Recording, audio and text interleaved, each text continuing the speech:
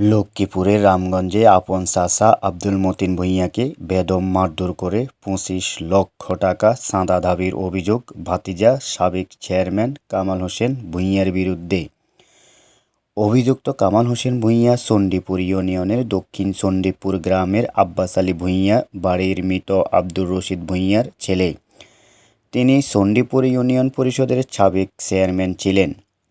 ভুক্তভোগী আব্দুল মতিন ভূঁইয়া একই গ্রাম ও বাড়ির মৃত মৌলভী লুৎফুর রহমান ভূঁইয়ার ছেলে।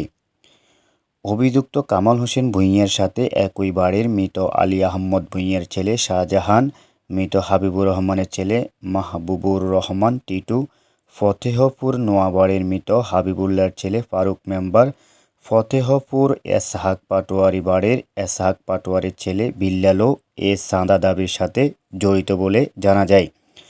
ঘটনাটি ঘটে ১৯ অক্টোবর ২০২৪ তারিখ শনিবার বিকেলে অভিযুক্ত কামাল হোসেন ভূঁইয়ার বসতঘরে। সরজমিনে গিয়ে জানা যায়, অভিযুক্তদের সংঘবদ্ধ একটি চক্র এলাকায় বিভিন্ন ত্রাস সৃষ্টি করে আসছে। ভুক্তভোগী আব্দুল মতিন ভূঁইয়ার বসতবাড়ি থেকে একটু অদূরে প্রায় ৯ একর জমির উপরে একটি দিঘি ওয়ারিশ সূত্রে মালিক ও ভূদখলে থেকে ইজারা দিয়ে চাষাবাদ করে আসছে। এতে ইজারাদারদেরকে প্রায় সময় বাধা সৃষ্টি করতেন অভিযুক্তরা। এক সময় আব্দুল মতিন ভূঁইয়া রাগের বশত হয়ে ওই দিঘি ১.৫ কোটি টাকা বিক্রি করে দেন। এমন সংবাদ পেয়ে অভিযুক্তরা ক্ষিপ্ত হয়ে আব্দুল মতিন ভূঁইয়াকে খুঁজে বের করে তাদের সাঙ্গপাঙ্গ নিয়ে তার কাছ থেকে ২৫ লক্ষ টাকা চাঁদা দাবি করে। এতে চাঁদা দিতে অপারগতা প্রকাশ করিলে তাকে এলোপাতাড়ি কিল ঘুষি লাথি মেরে শরীরের বিভিন্ন জায়গায় নীলাপুলা জখম করে আইনের আশ্রয় নিলে প্রাণে হত্যা করিবে বলে হুমকি দামকি দিয়ে ঘটনার স্থল ত্যাগ করেন।